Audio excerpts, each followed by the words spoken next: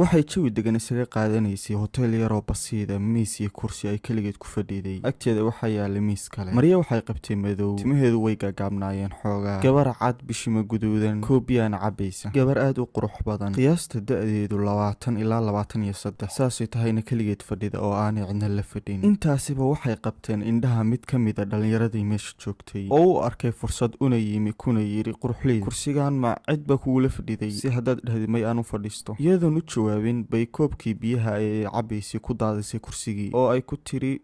wuu qoyan yahay kursiga inta kuma fadhiisan kartaba isna ugu jawaabay qoyaanka waan ka helaa oo salkii la haleelay kursigii indhahay taagtay xogaa la yaabtay isna u dhow la cadeeyay magacaygu waa Dustin adiguna waxay ugu jawaabtay oo hadda surwaalkaaga ma waxaad u qoysay kaliya si aad u ogaatid magacayga aadna iigu sheegtid magacaaga wuxuu yiri waxaan u soo fadhiistay si aan 2 koob oo kafee u cabno oo gacanta u haatiyay waiterkii meesha ka shaqeynaya soo ugu yimaado intii waiterkii soo socdayna ku yiri ha wallahi sida saxda magacaaga inaan ogaada u imaaday waiterkii waa soo istaagay oo arkay biyaha dhulka ku daadsan ninkan surwaalkiisa qoyan kursigoo wada qoyan markaasuu yiri mudane maxaa ka khaldan Dustin ma aan oran qoftaana biyaha ku daadsan meesha wuxuu yiri way iga fakataraal mudane waska hadhow la hagaajinaya dhib male intaasna waxay ka yaabisay waiterkii halka ay ku qosashay gabadhiina uu farxay markuu arkay inay qosashay way dabacday buu yiri maasha Allah waiterkii waa yahay buu yiri oo uu noqday si uu soo qaado 2 koob oo kafee markii uu waiterku dhaqaaqay Dustin soo jeestay si uu sheekada ula sii wado qoftaan bay tiri wayna baxo waan tagayaa markaasuu yiri dee waxay kafee maan inoo dalbay mar kale inuu wada cabaynaa bay tiri dhib ma laha dow goormee buu yiri goormeenu cabnaa goormee diyaartahay bay tiri mar walba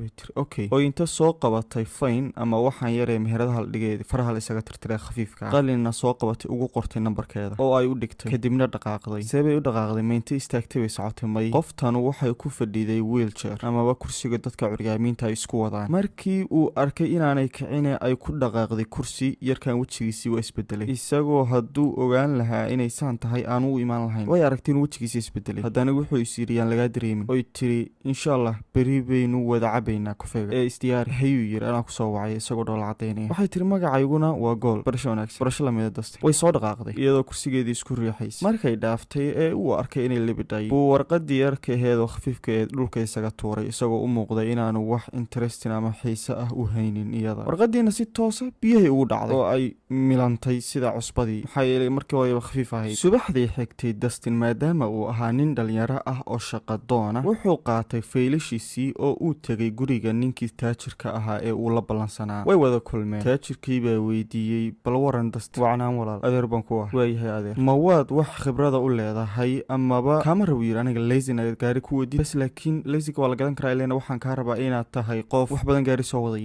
yiri intaas sanad taxi la ahaa driver fiican oo noqon kara